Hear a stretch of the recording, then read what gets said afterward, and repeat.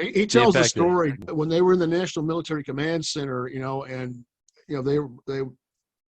Cheney, Rumsfeld was there, Dick Myers was there. There was just a couple of other people there, and there was Peter, and there was a retired colonel who was a civilian who was still working there, and he was sitting at the desk, was sort of his hands kind of up to his lips, like he was praying, and he wasn't watching the TV. And Peter was just enamored that he wasn't watching like everyone else was, and he looked at, and he knew him, and he looked at him, and he said, "What are you thinking?"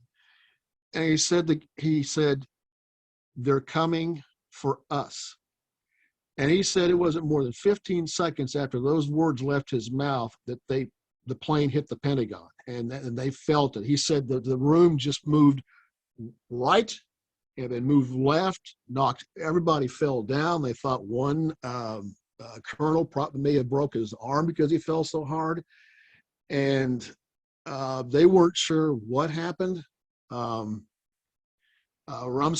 and Myers went into action and said, there was an admiral that just picked Peter up by the collar of his shirt and said, "Get everybody out. Start getting everybody out.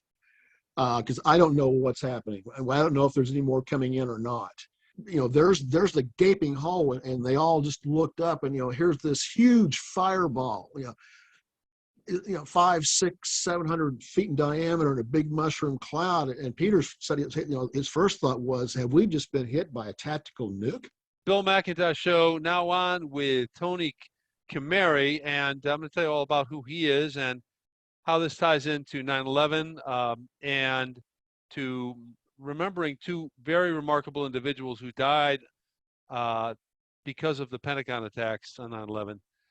Well, first of all, Anthony Kimery served nearly a decade as a counterintelligence analyst during the waning years of the Soviet Union and the first few years of the Russian Federation. His activities included intelligence collection and monitoring, sensitive site exploitation, as well as other assignments involving counterterrorism. His specializations in Homeland Security include a wide spectrum of counterintelligence, counterterrorism, intelligence collection, and tradecraft, and the ability to both materialize and discern patterns in disparate and structured all-source intelligence information streams. He's also an award-winning journalist. He's an editor focused on both national and global security matters with decades of experience, including a stint from 2004 to 2017 as editor-in-chief of Homeland Security Today magazine, the de facto journal of record for the Homeland Security community. Currently, Anthony Kimery is editor-in-chief of Intelliscopes, a Homeland and National Security News Insight and Analysis multimedia company which produces the Homeland Security Off the Record talk show that Tony Kimery hosts with experts in national security and narrates the debriefings, investigative reports. Both of these are available on YouTube under the terms Homeland Security Off the Record.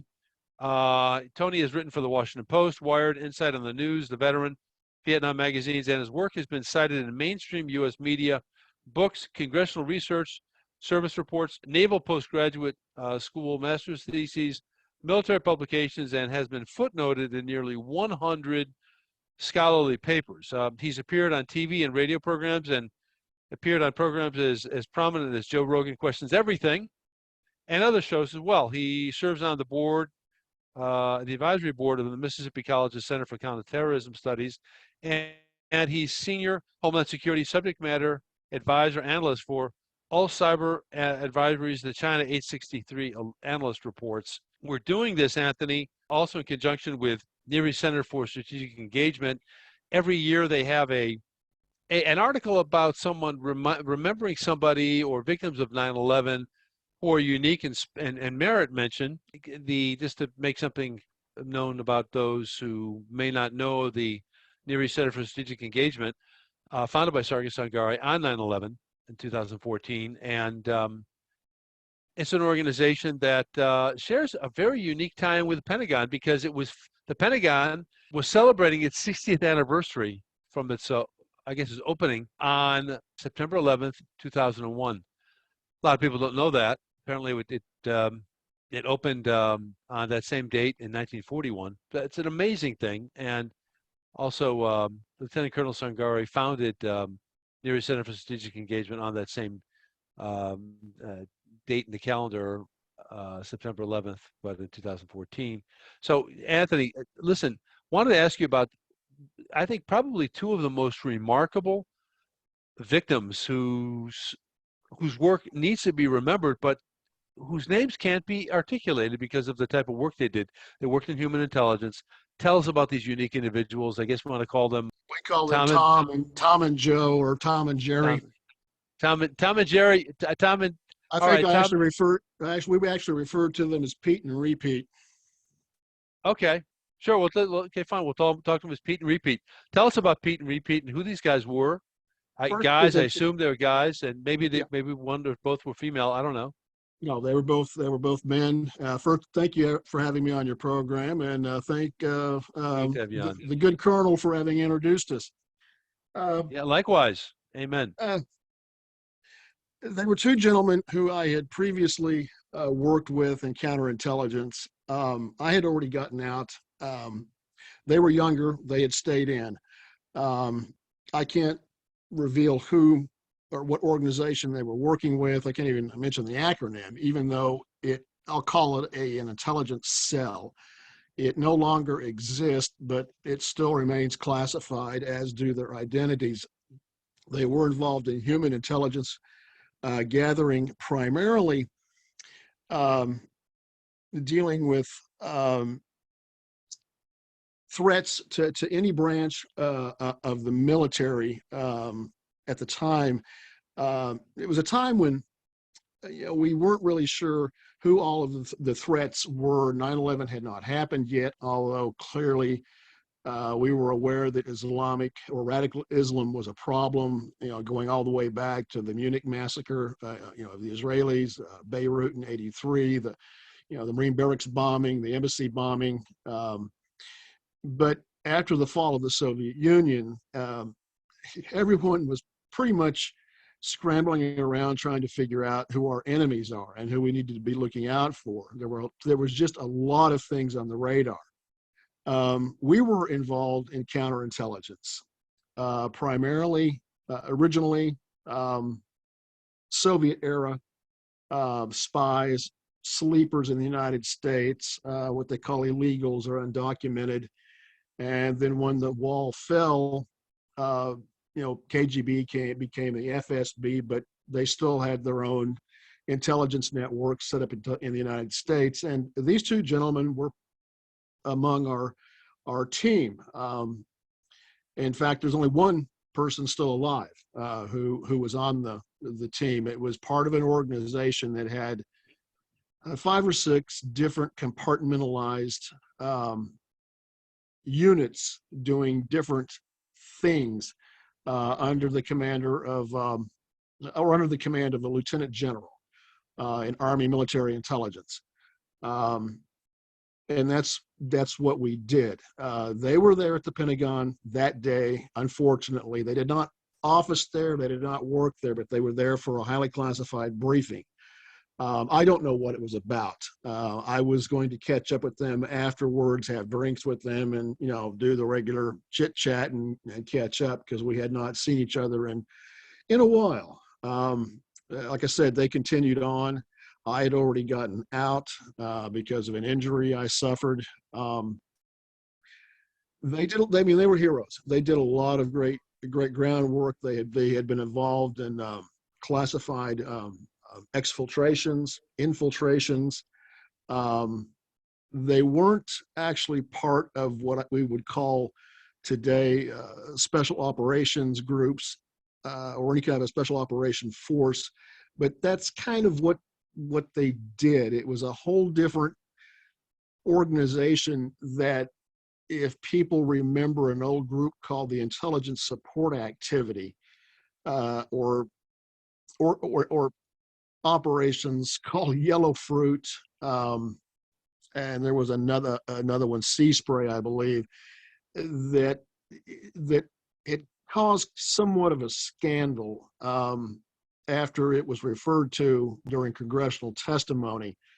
Um, so the operation, the groups were kind of broken up and reorganized under a different entity, and they were transferred to another part of the program that was created as part of the breakup of the original intelligence support activity, and continued on. Like I said, I had already gotten out. I suffered a leg injury. I wasn't even supposed to be in the field. It turned out to be kind of a reluctant Jack Ryan. At one point, literally getting thrown on a helicopter. I know it sounds crazy, but it's true. Um, they were very dear friends of mine. And I was actually en route to the Pentagon.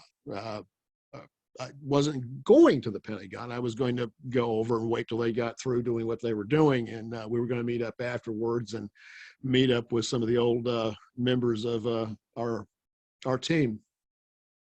Wow. So this, I know it was like maybe a get together for lunch or for a mid afternoon.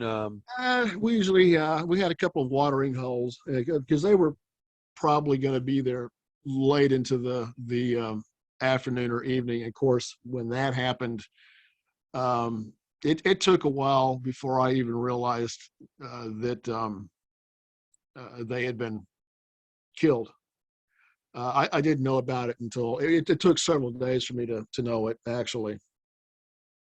Wow. So at that time you were concerned. You didn't know maybe exactly where they were in the Pentagon. Uh, Such a I massive just knew, complex.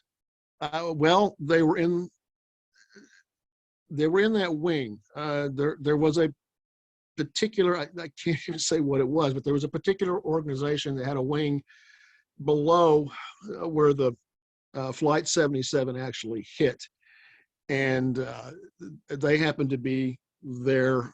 That's where they were giving a briefing and also being debriefed on a couple of intelligence programs that they were working on at the time. That's amazing, huh? Reminds Yeah. me a little bit of the death of an important FBI official whose name at this moment I don't remember, but he was very well known, and he was in the World Trade Center, and his function was to basically he was the FBI's guy investigating bin Laden. Yes, I know who you're talking about. I don't recall his name, but I do know who you're talking about. Yeah, it's amazing. And so here we have, you know, amazing coincidences that people who are dealing with really the at the tip of the spear in terms of human intelligence, You if know, that can be stated. it's kind of like I know you want to talk about this, but it's kind of like what happened when Islamic Jihad or Hezbollah, actually, they're both Iranian backed when they bombed the U.S. Embassy in Beirut in '83. It took out our entire um, Middle East CIA experts, our top experts at the time. Um, wonderful people, wonderful people. It was much like that. We lost a lot of people. In fact, it set us back um, for quite a period of time.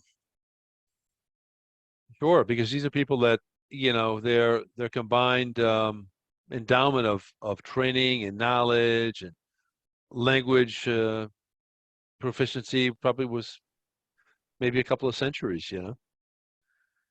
Yes, Uh, yes. I mean, people who are still in this, who have stayed in, or if you've, even put in your 20 years and you stay in, you're talking about a lot of institutional memory and a lot of institutional knowledge, which I think you and I talked about that the other day. We've lost that, or it's being lost, and it's it's a real tragedy.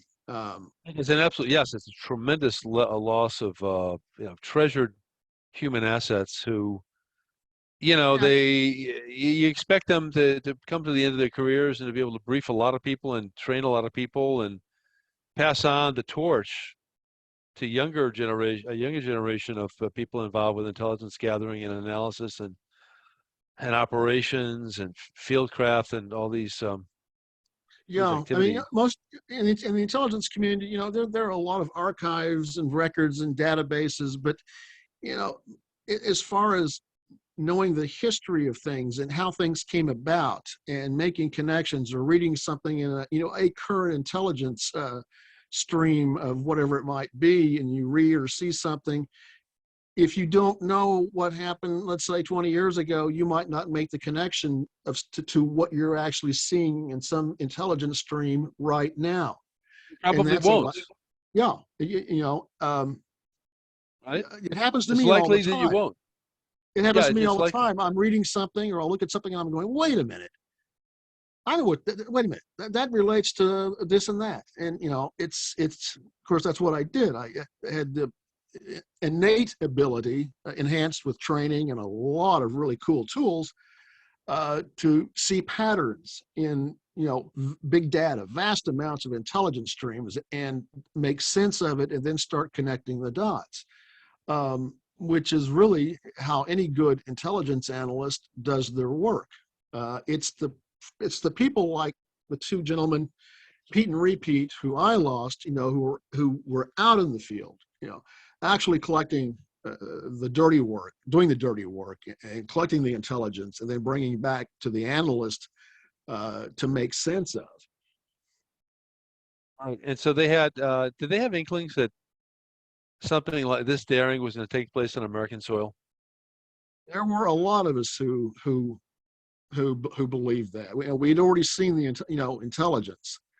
I remember when I was driving in, I heard I was in my Chevy Silverado driving in on I think it was on Route 29, driving into to 66 on into DC, and I heard it on the radio that the first plane had hit the North Tower, and I knew immediately.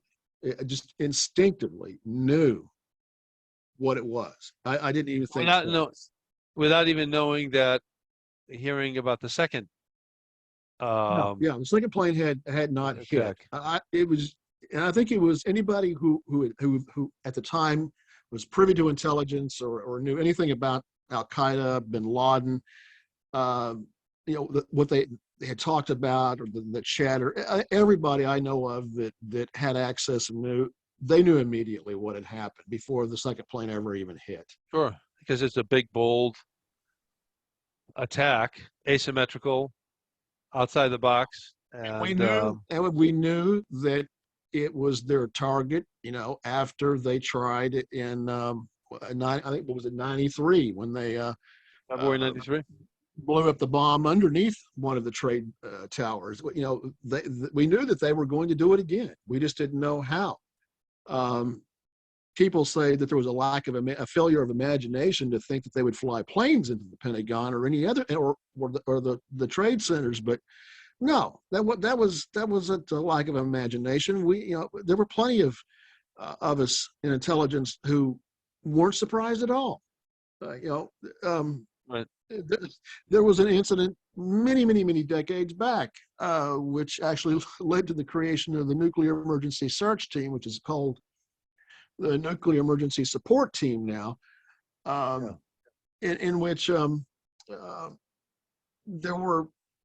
was a hijacked plane, and they were if their demands weren't met, they were going to fly it into Oak Ridge National Laboratory. So we knew Oh, that wow. planes could be used as vehicles, and we know that nuclear power plants, the domes constructed over the actual reactors, or the fuel rod containment housing, they're built to try to withstand direct impact by commercial jetliners. So we knew that something like that could happen. We had to think out of the box, and trust me, you really do think out of the box. You think of every possible thing that could happen, no matter how crazy it may sound, and you develop a contingency operations plan for it.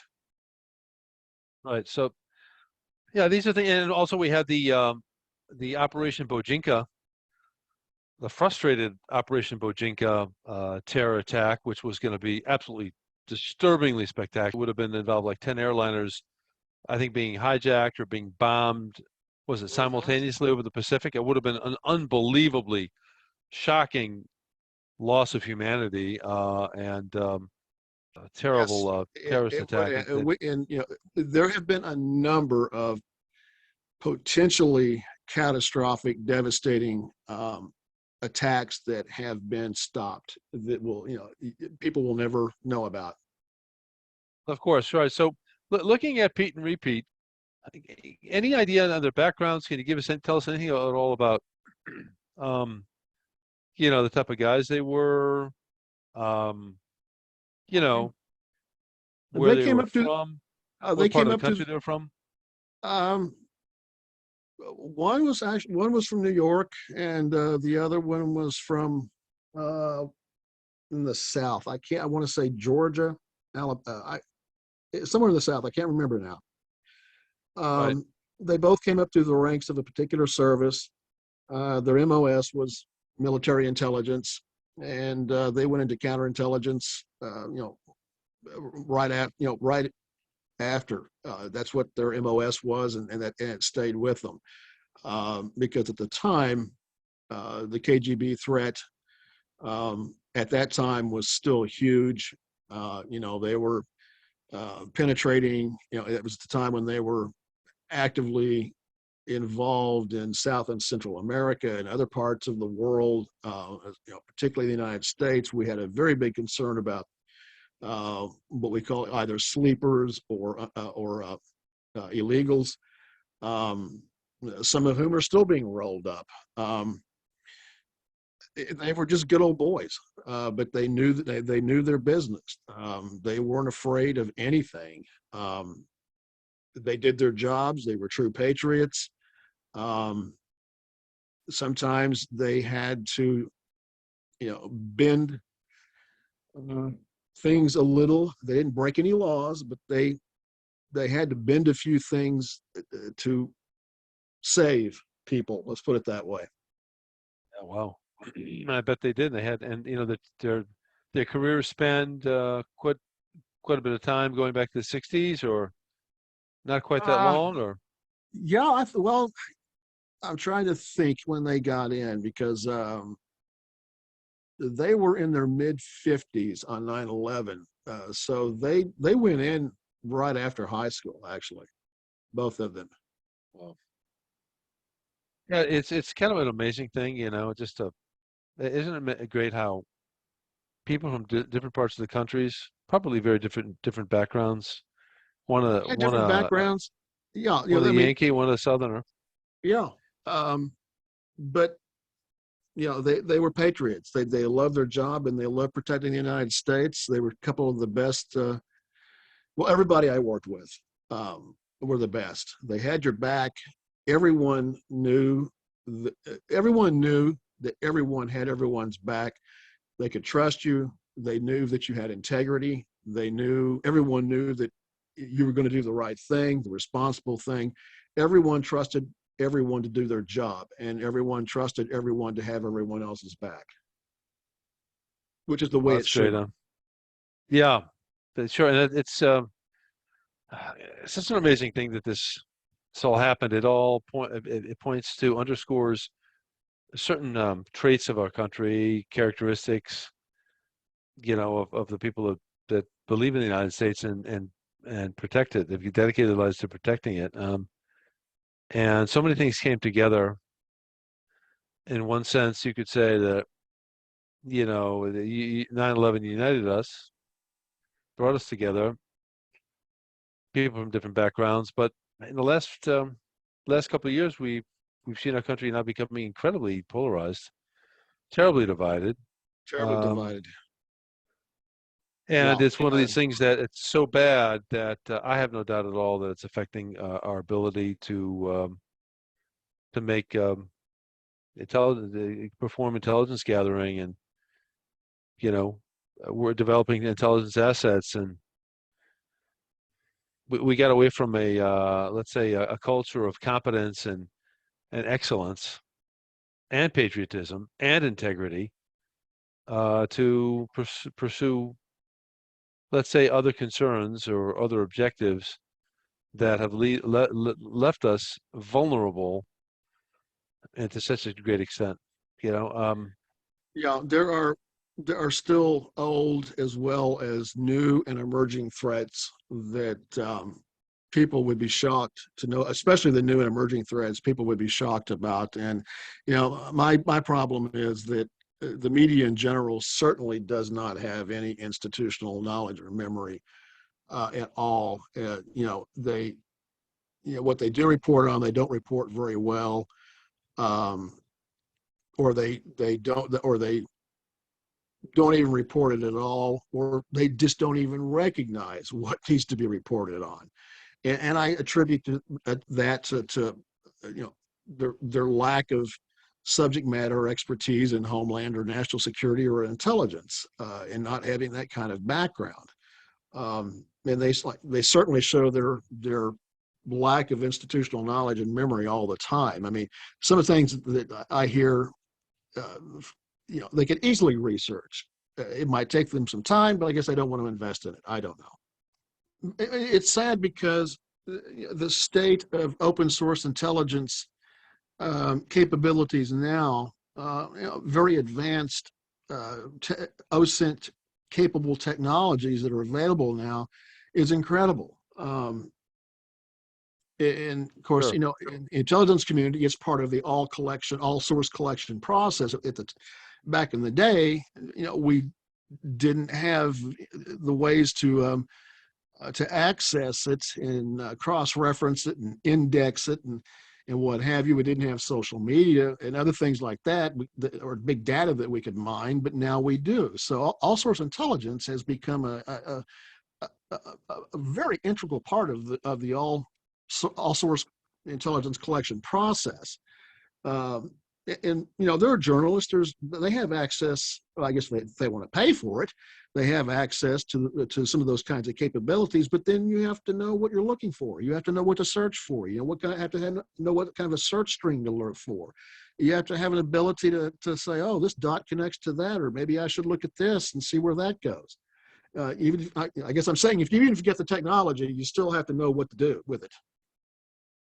Right. And it also takes a certain amount of circumspection when you're a news gatherer or somebody who's reporting on things. That you can't always have a huge headline, a huge impactful headline, that's going to generate millions of clicks. You may not be able to pull it off. How about we get it right? How about we develop a good relationship working with people in the government and try to report it partially, but of course, give pushback and question things that don't seem to add up. So I guess these two human intelligence figures, did they do we know much about them beyond that? Their families, did the government take care of their families afterwards? Can you comment on Yes, that? yes, they were taken care of. Right. So then, of course, we look at the gaping craters in know-how that their loss probably constituted. Were they able, and this becomes a rhetorical question, you know, was the intelligence community able to, you know, uh, fill the breach for the sudden losses of very, very skilled intelligence figures? Or were they completely caught flat-footed on that score concerning Uh, institutional memory preservation? well, I mean, there was certainly unique knowledge that both of them had, um, that was very valuable and should have been preserved. But I don't think that it really impaired any capabilities. It was just a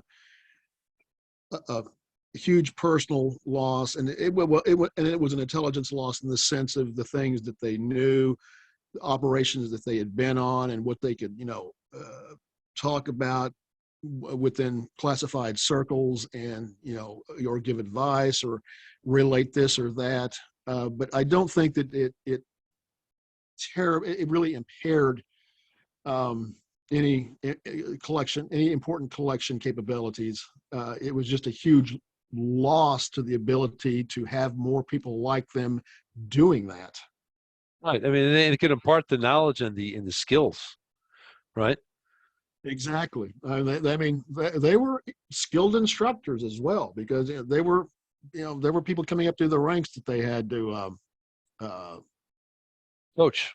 teach certain trade craft to. Right. Wow.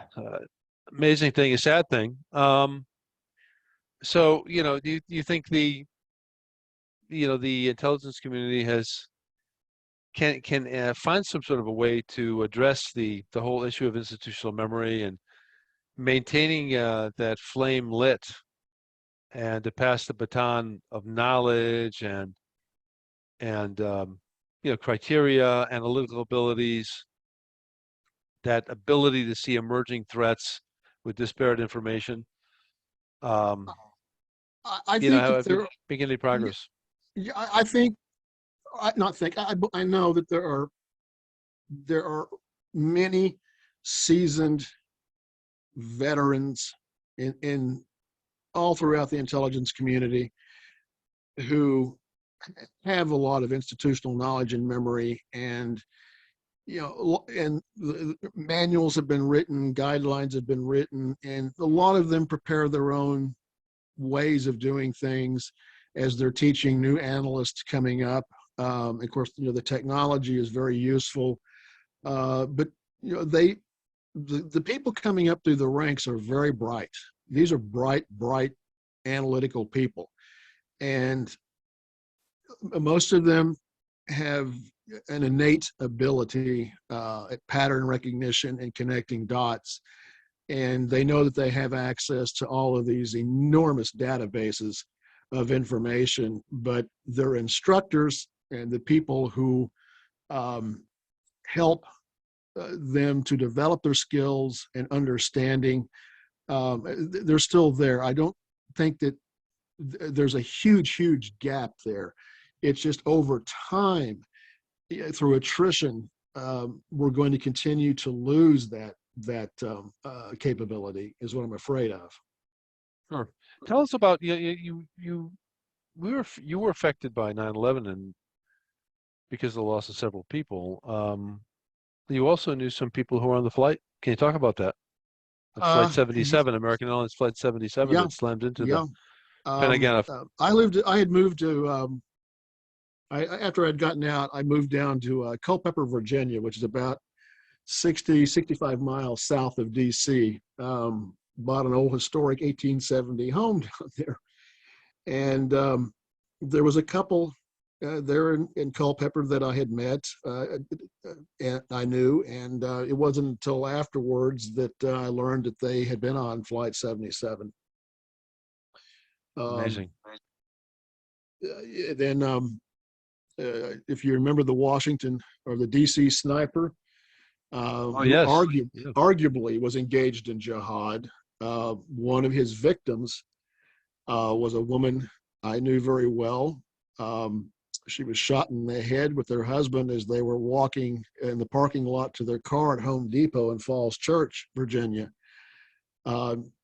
She had just left the agency. In fact, I'd had lunch with her maybe 2 weeks earlier, and we were discussing other opportunities for her within the intelligence community after she had retired from the agency. And she eventually went to work for the FBI, what was then the FBI's NIPIC, the National Infrastructure Protection Center, which after the Department of Homeland Security was stood up, it was merged into the National Protection Director or something. I can't remember the exact directorate, but Sure. yeah, and her, so that was a great loss. And of course, the Oklahoma City bombing. I'm from Oklahoma City originally. I wasn't living here at the time. I was in DC for 17 years. And family, friends, we all knew somebody who was killed when McVeigh blew up the Alfred Murrah Federal Building. And so, It's what very, is it? it's very personal to me. Not to mention the fact that my father served in the OSS. Oh, he did. He did, yes. Which did he serve? In which country did he serve in? Did he was he behind the Well, lines? yes, he was. He was officially attached to 2 times to the 501 and the 506 PIR of the 101st. Yeah, he was behind the lines. Um, Wow. and then after he got out, he joined the agency, segued in, and stayed in through Korea, and then got out. As he told me, he began to see the writing on the wall in Southeast Asia and didn't want anything to do with it anymore. Wow. So, okay, great. Well, and you also know, I think it was a Dr. Peter Margella, who was he was he on site at the Pentagon when the attack occurred, or was he just? Yes, he was not very far away. And if people want the best, what I consider the best inside, firsthand, personal account of what happened that morning, they should listen to my interview or Peter's talking about that morning and what happened, because he was not very far away from where it happened. In fact, he had a very high position. He was chief of medical plans and operations for the Joint Chiefs of Staff, as well as the medical plans and response advisor to the president aboard the National Airborne Command Center, which he would have been on that morning if it had been maybe half an hour or an hour later, because that morning going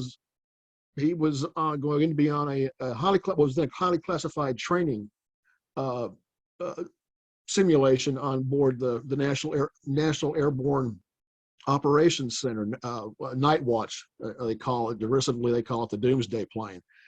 And it had been an hour, a half an hour, hour later, he would have been on it, and I'm quite certain he probably would. The training exercise would have been deactivated, and he probably would have been redirected to meet up with Bush.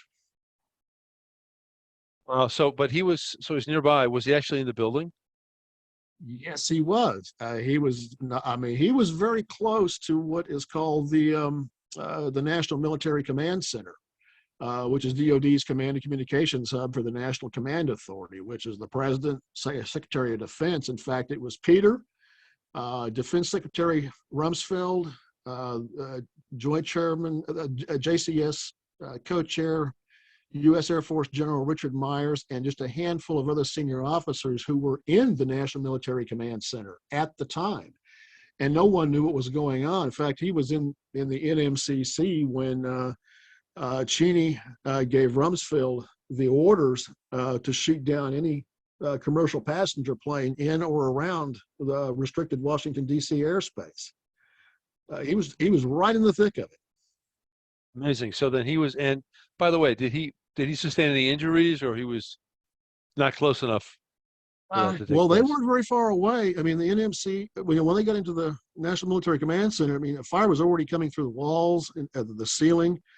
He inhaled a lot of nasty stuff, and he doesn't talk about it a lot, but I'm sure that he's had problems since then. And of course, he knows people and helps people directly because they were probably, I don't know, 90 yards maybe from the impact zone. Yeah, it's very close because I mean that the explosive force of a jetliner flying. They estimated it was going 530 miles per hour when it slammed into I think the first floor of the Pentagon. Uh, with a lot of fuel, several tons of highly flammable fuel. He The tells the impact. story when they were in the National Military Command Center, and Cheney, Rumsfeld was there, Dick Myers was there. There was just a couple of other people there, and there was Peter, and there was a retired colonel who was a civilian who was still working there, and he was sitting at the desk, was sort of his hands kind of up to his lips, like he was praying, and he wasn't watching the TV. And Peter was just enamored that he wasn't watching like everyone else was, and he looked at, and he knew him, and he looked at him, and he said, "What are you thinking?" And he said, "They're coming for us." And he said it wasn't more than 15 seconds after those words left his mouth that the plane hit the Pentagon, and they felt it. He said the room just moved right and then moved left, knocked everybody fell down. They thought one colonel probably may have broke his arm because he fell so hard, and they weren't sure what happened.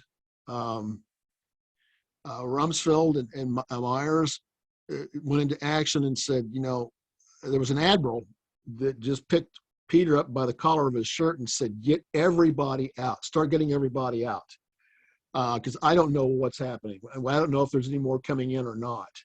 Absolutely. And Peter kind of got dragged with a crowd because they were in the chairman's corridor, where the SecDef comes in, where the Joint Chief Staff Chairman comes in, and they were ushered down in this corridor.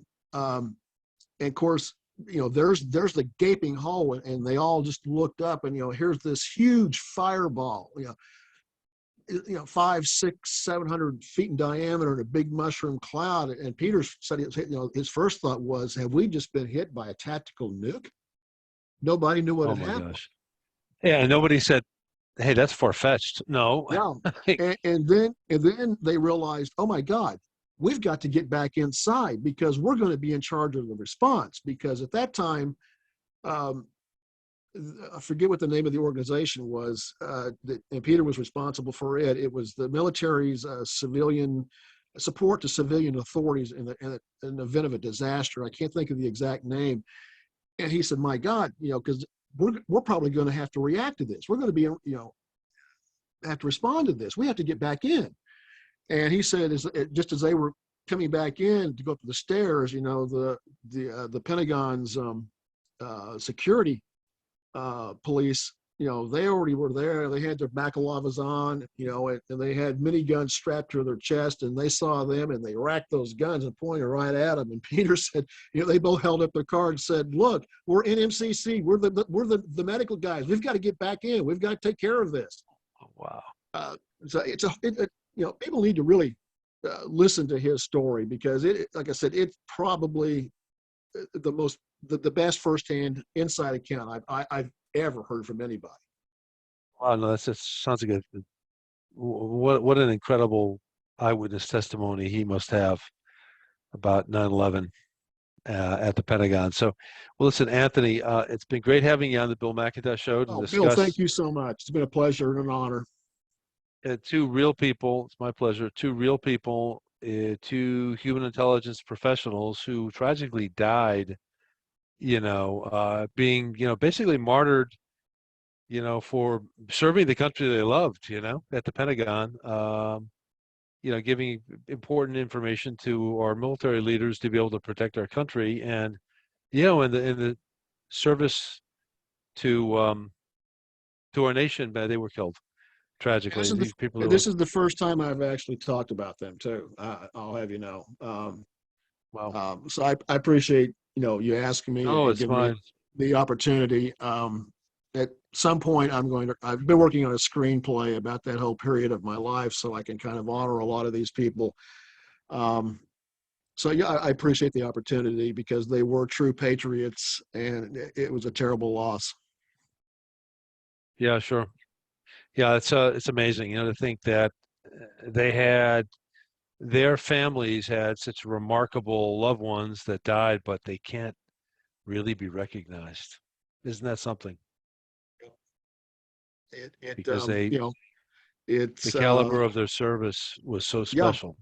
I mean, it's not just CIA undercover agents. I mean, there's elements of special forces that cannot be identified.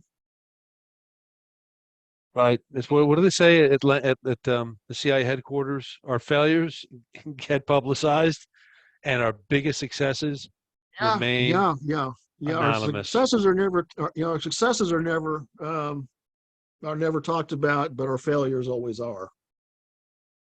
Right. So great. Well, listen, Anthony, it's great to have you on the Bill McIntosh Show. Godspeed to you. Hope we can have you on again to talk about other really important issues Yes, sir. having to do with domestic intelligence and the defense of the United States of America.